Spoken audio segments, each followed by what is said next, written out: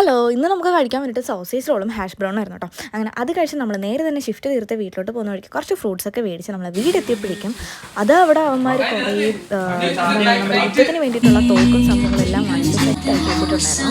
കുറേ കഴിഞ്ഞ റെസ്റ്റൊക്കെ എടുത്ത് വൈകിട്ട് കഴിയുമ്പോഴത്തേക്കും നമ്മുടെ ചേച്ചി കപ്പ ബിരിയാണി ഉണ്ടാക്കാൻ വേണ്ടിയിട്ടുള്ള സെറ്റപ്പാണ്. അങ്ങനെ ബീഫും കപ്പയും സെറ്റല്ലേ, അങ്ങനെ അത് ഫുള്ള് ചേച്ചി സെറ്റാക്കി. അടിപൊളി ടേസ്റ്റ് ആയിരുന്നു കേട്ടോ. കിലോസ്കി സാധനമായിരുന്നു. ഇത് കാണുമ്പോൾ തന്നെ നിങ്ങൾ കൊതി വിടുമെന്ന് തോന്നുന്നു. പക്ഷേ നിങ്ങൾ കൊതിവിടാൻ പാടില്ല. കണ്ടോ, നമ്മൾ വീഡിയോ എടുക്കുമ്പോഴേക്കും ഇവൻ പറയും വീഡിയോ എടുക്കരുത്. അപ്പോൾ അവൻ്റെ വീഡിയോ എടുത്തില്ല എന്നുണ്ടെങ്കിൽ എനിക്കുള്ള സമാധാനം ഉണ്ടാവും. ഇല്ല, അപ്പോൾ നമ്മൾ വീഡിയോ എടുക്കുന്നത്.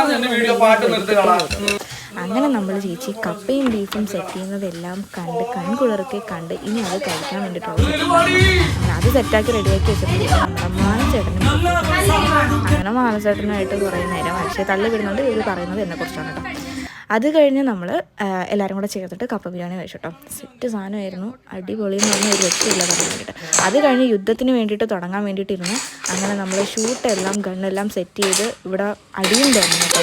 നമ്മുടെ റെയ്മിൻ ചേട്ടനാണ് നമ്മുടെ ടാർഗറ്റ് എന്ന് പറയുന്നത്. എല്ലാവരും വളഞ്ഞു കൂട്ടി ടാർഗറ്റ് ചെയ്യുന്ന റെയ്മിൻ ചേട്ടനാണ്. വീട്ടിൽ ബാക്കി എല്ലാവരും നോട്ടീഷൊക്കെ ഇടന്നു കേട്ടോ, ഷിഫ്റ്റ് ഉണ്ടെന്ന് പറഞ്ഞു. അങ്ങനെ നമ്മുടെ യുദ്ധമൊക്കെ റെയ്മിൻ ചേട്ടനാണെങ്കിൽ സഫറിൻ്റെ മുമ്പിൽ കയറി ഒളിച്ചിരിക്കുകയാണ് കേട്ടോ. നമ്മൾ മാനസേട്ടനും കാർത്തവും എല്ലാം പുറത്തിറങ്ങാൻ വേണ്ടിയിട്ട് വെയിറ്റിംഗ് ആണ്. ലാസ്റ്റ് കുറേ കഴിഞ്ഞപ്പോഴേക്കും അപ്പുറത്തെ വീട്ടിലെ ആൾക്കാർ പറഞ്ഞു നിങ്ങളൊക്കെ ഒക്കെ പറഞ്ഞാൽ എനിക്ക് ഉറങ്ങാൻ പറ്റില്ല. അങ്ങനെ ഞങ്ങൾ കളി നിർത്തിയപ്പോഴേക്കും നമ്മുടെ അക്ഷയും വന്നു.